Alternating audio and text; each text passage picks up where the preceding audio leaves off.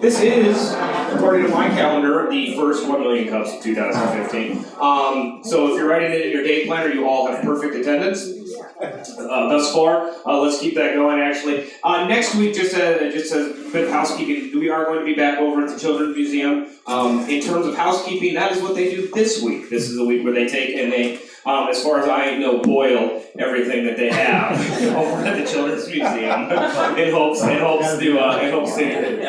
to keep the flu down. I'm going to make a couple announcements, but I think it's probably appropriate to say hi to some new faces and welcome to 1 Million Cups. Do we still have stickers, Scott, or are those been packed away for the year? In the Children's Museum. There we go. Yeah, so for those of you that are the first time here, pretend like it's your first time next time and you get a nifty little sticker. Maybe Pam first. I had a chance to sit down with Pam here, brand new to town, works with the American Heart Association. Had a cool and interesting conversation, albeit brief, and Pam is here just to introduce herself to some of her new townmates. You're from Sioux Falls, right? Up from the big city. Well, welcome to Pam. Thank you. Thank you for coming, Pam. And Angie over here. Angie is a resident of Brookings here and a speech pathologist that does, and the new word for me today is telepractice. So it works online and with customers throughout the nation, I would imagine. So. Actually, school children in Minnesota. School children in Minnesota, excellent. So there you go. Telepractice. Maybe even as importantly, if all of these warm cups of coffee are sponsored every week. This week, Les in the back here has bought this round, and I've been told next round as well. So thanks. Cheers. We'll raise a cup to Les Howard. Legacy Financial Partners, just down the street from Race Corner. If you've been to Brookings more than 8 minutes, you know that Race Corner is a landmark, and so is Nick's Hamburger Shop, and the Campanile. So you can actually those are the three points that you should be able to get direction from. Les works with Ameriprise, and that's correct. Ameriprise, 30 advisors, 50 support staff, 13 offices in 4 states. Les is the investment strategist. If that's a long business card, but I'm actually interested to know what all that does. You have 2 certified financial planners as well in your office. Is that correct? Well, thank you, Les. Thank you for the coffee today. There's, it's always nice to have coffee any time of the year, but on January when it's like this, and it is especially appreciated. The last bit of business before I turn it over here to Scott to introduce the speaker is that next week over at the Children's Museum, Stuart will be speaking, Stuart Little, on the Coder Dojo. I like this. I don't even know what it's about, but I like the words. Actually, it is children coding in part of it. It's teaching children basic coding and game design. Oh, excellent! Teaching children basic coding and game design.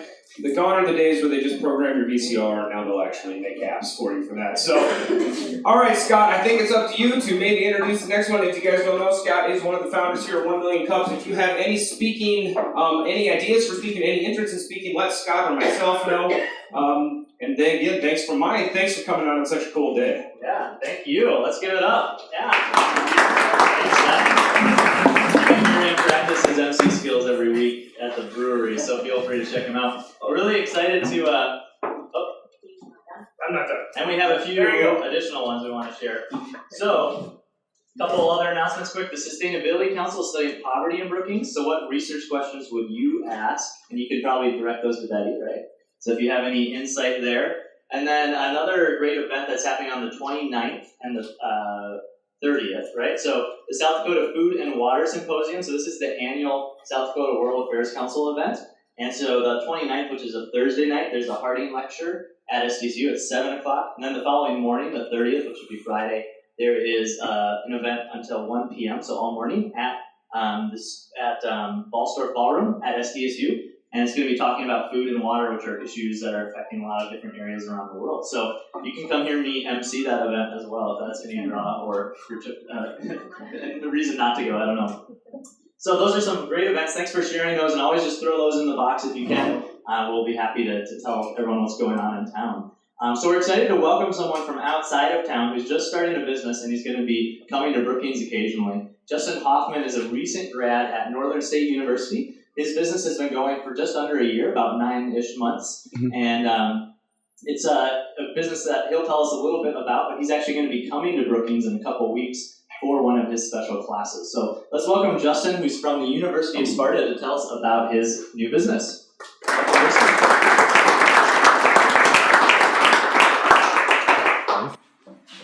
Thank you, Scott. Round of applause for Scott.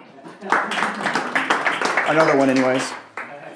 Well, I'm glad this is called 1 Million Cups because I woke up very early to get here from Aberdeen this morning. So I will be partaking in more. So thank you very much for that.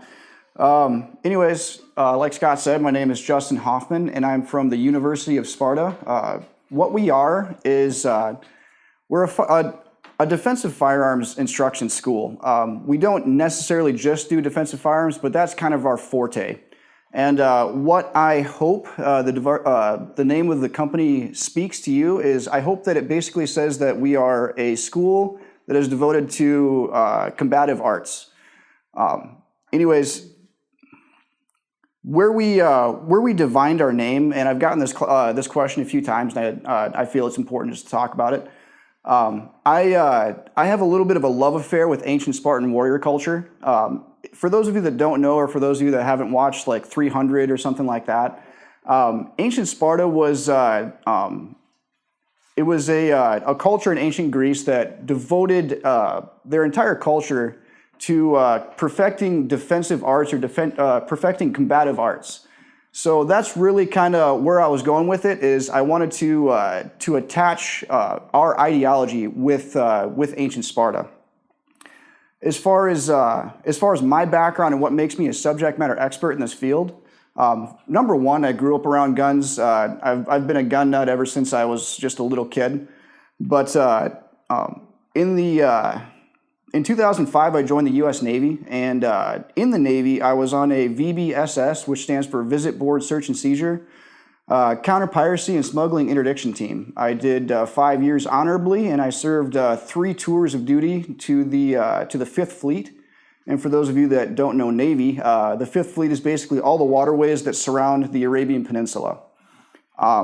I spent most of my time around the Horn of Africa and the Gulf of Aden area, dealing with the kind of things that you guys may have seen on Captain Phillips. I wasn't the ultra cool Navy SEAL that jumped out of the plane, but actually you would have seen VBSS guys that they actually boarded the Maersk, Alabama, and secured the bridge after the event took place. But that's kind of where I was at and what I did in the Navy.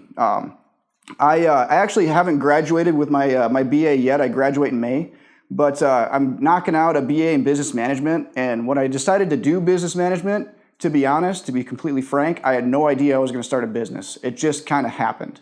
And I'll explain a little bit more about that. While I was going through college, I worked for 4 years at a gun store in Aberdeen. And I had I guess it's kind of a twist of fate, but while I was working at that gun store, 2012 happened, and you guys have probably all heard or are aware of the tragedies that happened in 2012.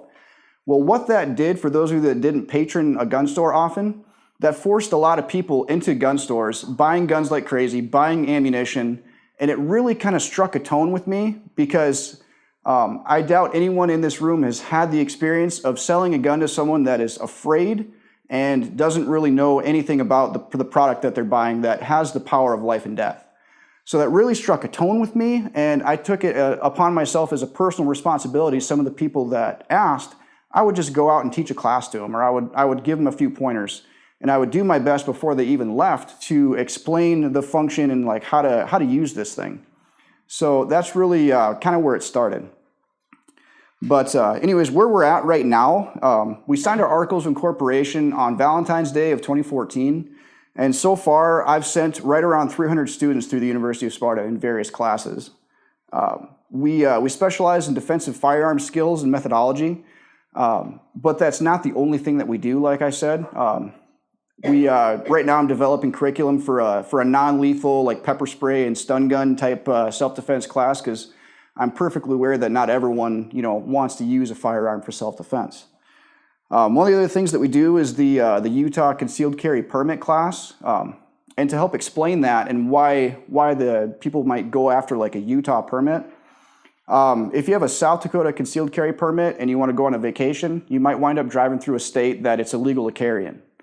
And what the Utah permit does is it expands your ability to carry in more states. To simply put, it really kind of helps out with that.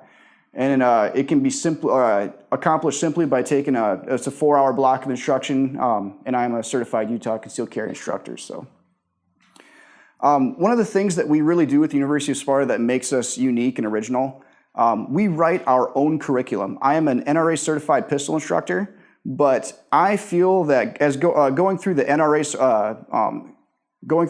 curriculum, I feel that it doesn't quite get to the nuts and bolts as effectively as I would prefer it to.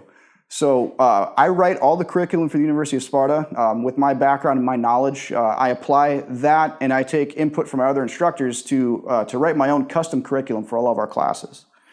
I don't have a website yet. That's actually something that I'm working on locally in Aberdeen with a local company there. And one of the core things that we do at the University of Sparta, what I really devote everything that I'm doing with this business to do, we, in a sense, we hand out confidence like candy. And I love that about my business. I don't care if I just barely scrape by with this business for the rest of my life. If I can watch a transformation happen within someone that comes to a class, maybe they're afraid of something, or maybe they're just confused on what to do with the gun. They don't even necessarily, have to be afraid of something. But they can come to a class, and I love watching that transformation happen with someone where they strike up that confidence that they've been looking for, and they walk away with their head held high. I absolutely love that, and that's what I've dedicated the direction of the University of Sparta to. Actually, I'm going to read a quick testimonial from one of our students from this summer. She said, 3 women came to class today because we were all afraid of something or someone. I think we all left totally empowered that we are not defenseless against these forces. That's about the greatest service you can provide someone is the sense of empowerment. And that right there, I mean, that almost brought a tear to my eye. That really, she wrote this letter and hand-delivered it to me. It just really struck home for me. Like Scott mentioned, we got some classes coming up in Brookings. We're going to be offering our Utah Concealed Carry Permit class in the morning on the 25th. And then in the afternoon, we're offering a new class that we just developed called Handgun 021. And for those of you who have a college background, what 021 means is remedial. And all that is, Handgun 021 is specifically designed to give people a place to start. Like if you have an interest in guns but you just don't know where to start, that class is for you. There's actually no shooting in the class. It's just explaining the different components of a gun, and then basic etiquette, which I feel like a lot of people miss out on, is like gun safety and firearms etiquette. And one other thing that everyone in this room should do, and tell your friends about it too, I've got a promotion going on our Facebook page right now. You can go to our Facebook page, which it's on, it's in these things, or it's on our business card. You can like our page, and if you like and share the post, I'll actually enter you in for the drawing twice, but we have a drawing to win a free handgun. So,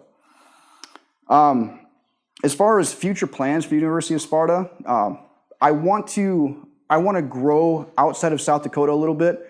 There's nothing wrong with South Dakota. It's just I want to reach more people, and I want to get that Spartan level training to more people and grow outside of South Dakota. I want to set up basically kind of like satellites or franchises, train instructors, and basically have them be contractors for the University of Sparta. I want to expand our curriculum, and I want to develop a course catalog, much like you might find in college, so that people can customize and basically just custom pick what they want to do as far as expanding their training. And then the ultimate goal for this company, the ultimate goal is just to create a community of responsible armed citizens. As a responsible armed gun owner, or a responsible gun owner, there's nothing that I hate more than seeing someone else that equally loves firearms that's a complete jerk and disrespectful with other people and just poor firearm safety. It really aggravates me, and it brings a bad name to all firearms owners. So, and that's, you guys have probably all seen someone at some point that does that kind of stuff. I'd like to thank you guys all for coming out. And any help you guys may be able to render as far as advice. Like I said, I had no idea I was going to be a business owner. It just kind of fell upon me. And I'm humble enough to understand that there's a lot of missing spots or a lot of blanks that I'll have to fill in along the way. So any advice you guys can render, I'd greatly appreciate it. I'd like to end with one of my favorite quotes from John Steinbeck. I don't know if you guys have heard of him before, but it goes something like this: the final weapon is the brain, all else is supplemental. And that really kind of sums up what we're doing with the University of Sparta. So thank you guys.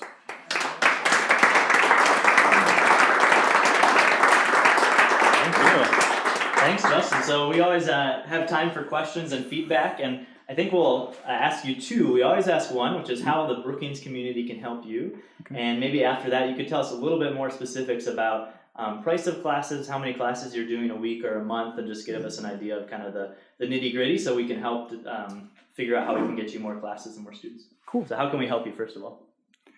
That's a great question, and I was told this question was coming, so I at least prepared for this one. But I've actually got a couple of things that would really help out. First and foremost is an open mind. There's probably people sitting in this room that really don't care about guns at all, and I understand that. It's just a part of life. I'm not offering a need. I'm offering a solution to a want. So if you're one of those people sitting in that camp, just an open mind, and if you're not interested in it, something that I appreciate sincerely from the bottom of my heart is talking to someone else that you might know that might need what I offer. There's one thing that I was going to ask is marketing as well. I'm not that great at marketing. I only took one marketing class with my college education. So any tips and ideas for marketing is great. But at the end of the day, the best marketing tool that exists, in my opinion, is person-to-person relation.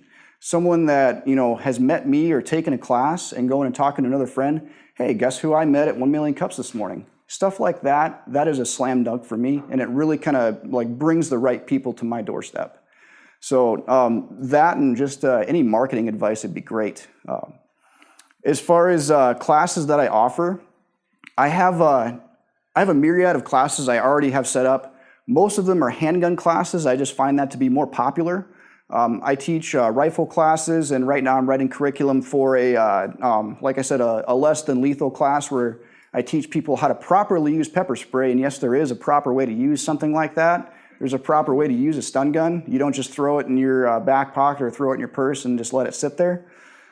So what we're going to do with that is just kind of teach people the proper way to use that, and then create or teach people how to use other less than lethal or hand-to-hand type stuff to create distance and get away to safety. So that's the goal with that class.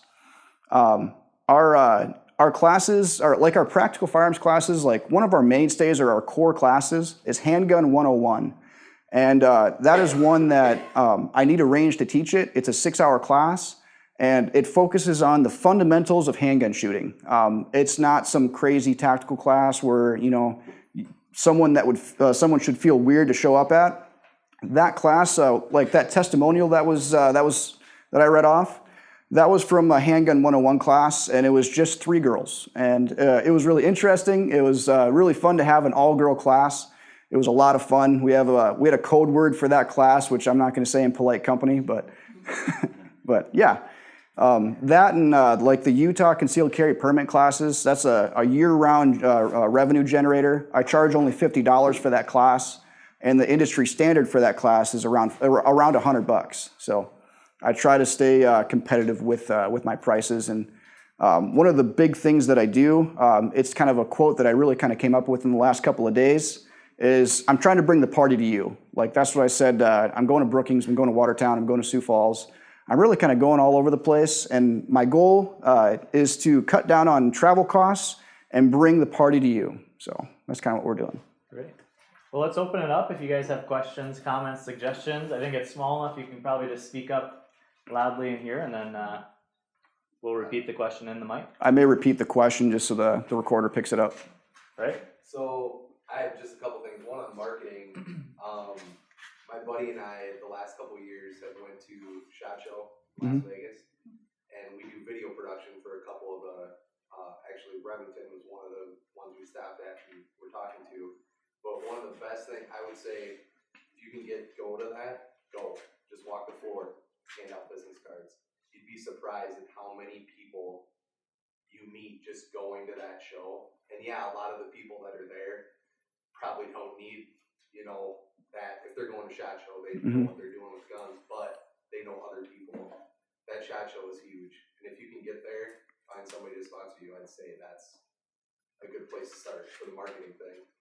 Outstanding. And then question I had, are you offering, and I know this may sound weird, a shotgun course at all? And the reason I ask that is because my wife is petrified of handguns. And I know the class is supposed to help with that, but I've tried to help her with different stuff. But when about 3 years ago, when that whole scare went down in Brookings, we actually had somebody peeping in our windows. So I showed her how to use a shotgun just in case. Are you offering a shotgun, or would you?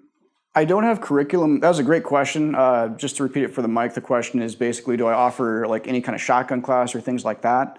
And I completely understand there are some people that are just afraid of handguns. It's just the way it is. And maybe a different gun might be more appealing. And speaking from firsthand experience and my experiences growing up around guns, guys in the room, especially guys anyways, or even some of the girls in the room that grew up around guns, it's cheating, especially for guys, it's cheating when you take your girlfriend out and you put a .45 handgun in their hands and you say, shoot this, everything will be fine.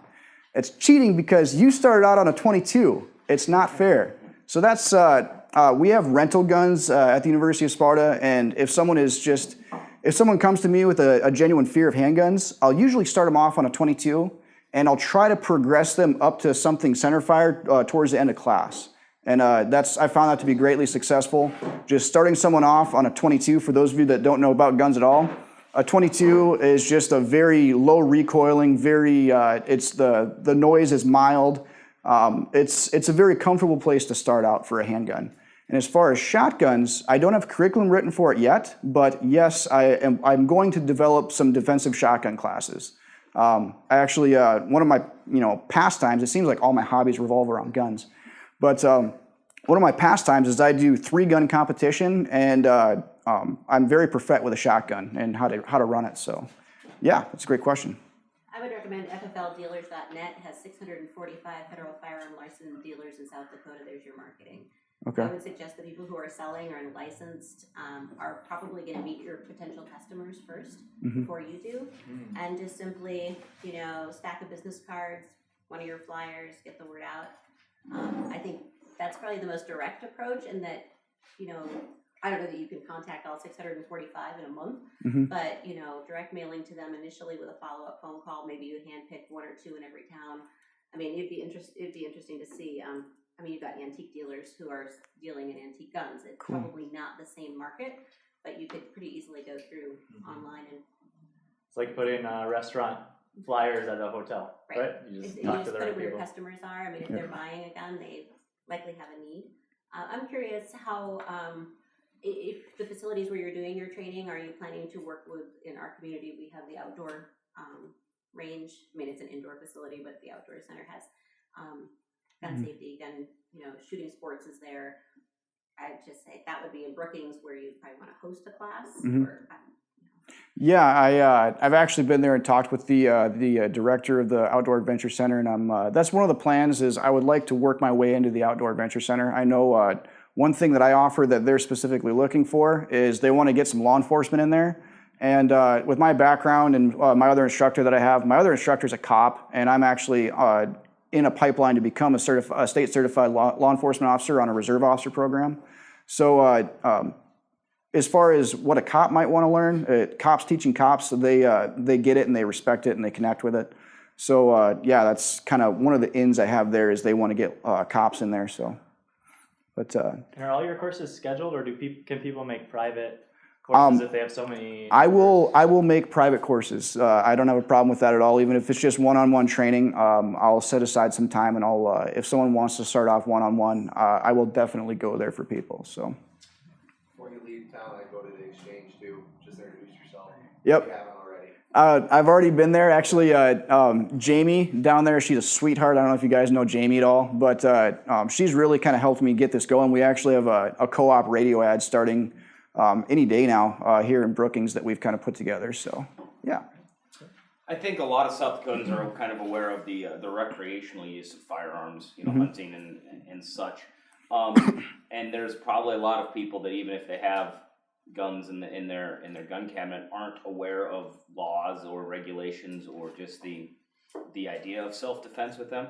Do you ever open public forums just for people to ask questions and understand what, there are certain laws and there are things that make South Dakota different than other states, and like that would be a suggestion, is even without firearms, just a forum for people to come in and just feel that it's okay just to sit down and ask questions, I hunt with this gun, but what are the laws of carrying it and protecting it, and where does it stand on those things? That's a great question, and the question is just for the mic. Is there any kind of like forum or class that I have set up that just kind of starts to talk about the different laws and self-defense and things like that? But that is actually I don't have like an online forum for that. If people have like one of the things I do on our Facebook page is every week I try and do something that I call Spartan Tip of the Week, and what that is it's just me like diving into my own brain and finding, or that's one of the really difficult things I've found with this is once you have been around firearms to a certain point, it's hard to break it back down to the basics. And that's what I've been doing is I've been diving back in and trying to find out what has made me successful in the use of firearms. But as far as to answer your question, Handgun 021, that is the class that I've developed to be that first step especially for people that just don't know where to start out. In Handgun 021, there's no shooting. I'll have guns there for people to kind of check out and maybe look at like different grip techniques and things like that, and just kind of get started. And what Handgun 021 is specifically for is for the person that just doesn't know where to start, and it's specifically for people that just they're maybe too intimidated to just walk into a gun store and start firing off questions at some intimidating guy standing behind the counter. And it's also specifically for people that have guns in the home, and even if they don't have a genuine interest in them themselves, it's a place for someone to start out so that they understand just basic firearms safety and firearms etiquette. And I feel that Handgun 021, I charge $50 for that class. That's the kind of class that really anyone should take.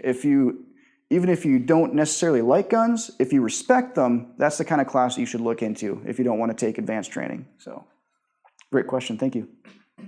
Sure. Just a quick question with regard to age. What kind of age group do you deal with? The reason I ask is because I come from a country where there are no guns. Yep. So I have a tribe of children who never had any experience at all with guns. Yep. Coming to America, I'm kind of thinking there's a chance that one of them might come across it at some point. So it might be a good idea to teach them, respect and understanding what it is. It's not Okay. Halo. You know what I'm saying? Okay, that's a great question on age groups. That's a great question. If you don't mind my asking, what country do you come from? Ireland. Okay. It's hunting, you know what I mean? Yep. There would be shotgun use and stuff like Yep. that. That's not needed where you do that. So. Okay. Right now, the way I have things set up, I really just take in adults, or I've actually taken in one minor, and his dad was there with him in class. I really, especially after the tragedy that happened, I think it was down in Arizona, where some idiot gave a little girl a machine gun. And I don't know, I'm not going to elaborate. That's just a horrible situation. But I'm terrified of that. To answer a question that might pop up, I wear body armor in my practical classes just because prolonged exposure to risk will eventually I'm probably going to take a bullet, and hopefully it's in my body armor. So it's just a risk that I've accepted. But as far as age groups, I really want to expand into teaching minors, but there's going to be a limit on how young I will go, because I am one man and I'm going to have probably up to 5 or 6 people in a class. And with youth, I would probably adjust that and have my other instructor there and just kind of make it more versatile so there can be more one-on-one time. But like I said, safety is my absolute concern. It's my number one concern in my classes. First comes safety, my safety, your safety, and your understanding of safety. And then comes the delivery of instruction. Because if I can't create a safe working environment for me and for you, then it's just not effective training. So, great question. My main concern would be a 12-year-old boy A 12-year-old boy? Well, and I would probably do it with him. Yep. If I was gonna do it. That would probably, thanks for asking that question. I really haven't thought about how to attack that, but that would probably be one of my dispensations is I would want to have the adult there with them, and maybe even have like a father-son or father-daughter class. That would be a great direction to go, I think. So. Yeah.